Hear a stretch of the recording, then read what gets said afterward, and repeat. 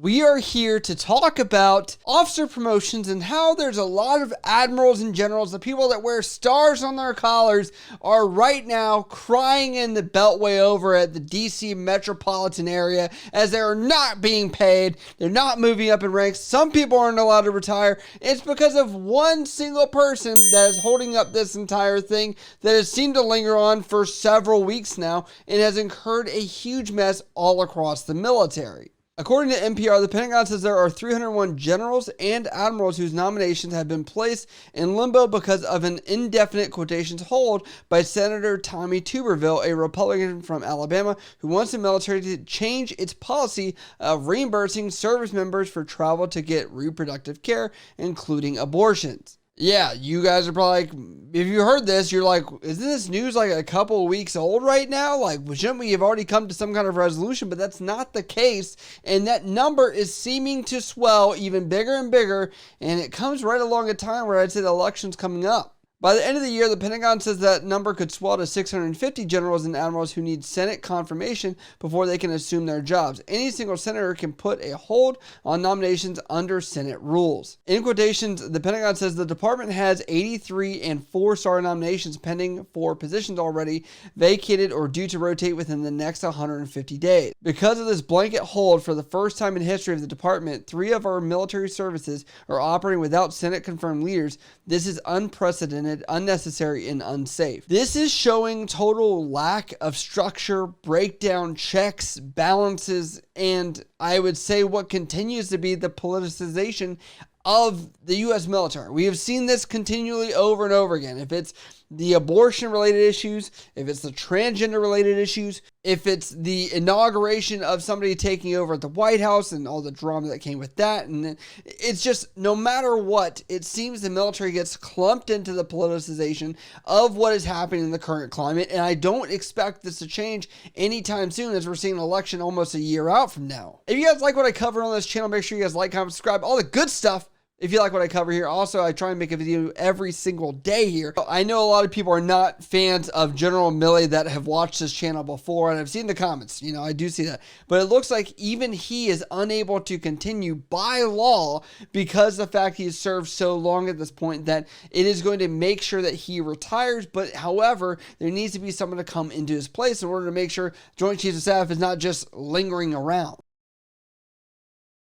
The Pentagon further broke down, saying 61 of those officers are unable to assume their new positions. More than 40 officers who have been selected to the grade of 1 or 2 stars will assume the duties of the higher grade while remaining in their current grade until they are confirmed. Generals and admirals are not authorized to have their date of rank backdated, so each of these officers will not receive a pay increase while they are performing the duties in the higher grade. In addition, 25 officers have had their retirements deferred until the holds have been lifted or December 31st of 2023, whichever occurs first, the Pentagon said. Wow. So I'm going to give you guys some little backstory here.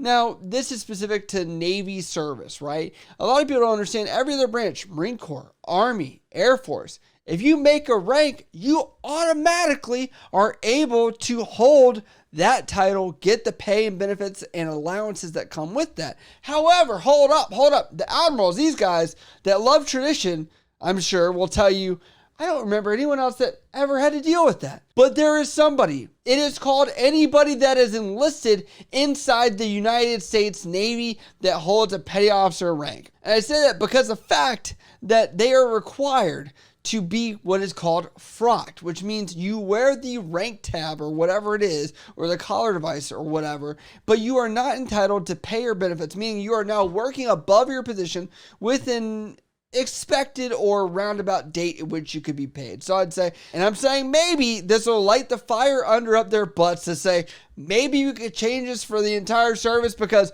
working for free at a higher level pay grade without actually getting the pay is kind of ridiculous. NPR writes, Tuberville has argued that the Pentagon is violating the law by reimbursing service members who travel to states whose laws are more lenient for abortion care. Those reimbursements came as a result of the Supreme Court overturning Roe v. Wade, which for half a century made abortions legal. Now each state can come up with its own abortion policy.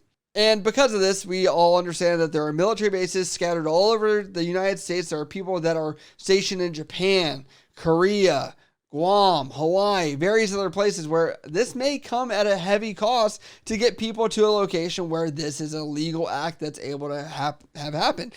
I will also fight to say that this could be argued. I'm not saying I'm condoning or not condoning, but the fact that this could be a military readiness issue. So I'll give you an example. It is known that military members that do have pregnancy are not allowed to stay on an operational platform, a naval vessel, for example, for up to 20 weeks, and they must be booted off. I'll be honest, most times they're not going to be there. But if somebody was like, I'm not keeping this baby, I want to go to this place and make sure I'm able to have that happen, and I want to continue on with my life. They are not able to do so, and a lot of times there is a risk mitigation or analysis that has to be conducted by the chain of command, a commanding officer, to allow this to happen or not happen. I don't think this is going to change anything. I believe that they will find some other way to make this happen. And it does look like, according to NPR, a federal law from the 1980s prohibits the federal government from paying for abortions. Military and civilian officials argue that the payments are solely for transportation, not care, but Tuberville has stood firm. He says he won't change his mind until Democrats allow a vote on the policy. Good old U.S. military Department of Defense playing word games, which I'm surprised that has not allowed this to go through without having these issues or whatever. And it looks like Lloyd Austin, the Secretary of Defense, has also tried to go to bat and has asked over 3 times now, begging and pleading with Tuberville to actually take down his stance from this and move forward to allow the military to continue normal operations. But that seems to come with no resolve, and there are other people that are barking out against this, and they're saying they're not going to put up with it. Senator Jack Reed of Rhode Island says, the Senate has always treated military nominations with respect and bipartisan support as part of a routine promotion process. Now they've been turned into political pawns by the senator from Alabama. On top of that, you have to imagine that this has affected many people, including families of these officers that are moving up, these hundreds of promotions as far as buying houses, where kids are going to go to school and where things are going to happen, not just talking about the job itself, as there are secondary and tertiary effects. And the point of the Pentagon that I would hold their most senior nominees if they broke the law, Tuberville said in a statement, first reported this week by Breitbart News. They did it anyway and forced my hand. Since then, Senate Majority Leader Chuck Schumer and the Biden administration have refused any serious negotiations, and so this situation has dragged on. I will continue this process of oversight. I will announce my opposition to specific nominees in the weeks ahead. Is everybody just acting like this is a formality at this point? That's what I'm believing. If they're still having people fulfill roles without backdating their pay, but they're still going forward. And I would say, let's just be honest. Does that mean that we could shave off some certain roles or positions that admirals or generals are placed at? Or maybe the rank is not as needed and we could actually cut down how many high-ranking people there are and trim some of the fat? Maybe. There's been a lot of people that have been complaining in comments and across social media that said we have too many generals, too many admirals, and, this might be proof of that. Who knows? I don't really know. I'm not a Manning person, but just kind of like my throw out opinion of maybe that could be a possibility. But what do you guys think about this going down? Do you believe that they're going to find a way to go around him? Or do you think that this politician actually has some footing here to be able to continue to exercise his authority in this way? Let me know down in the comments what you think. As always, I love you guys. I'll see you next time.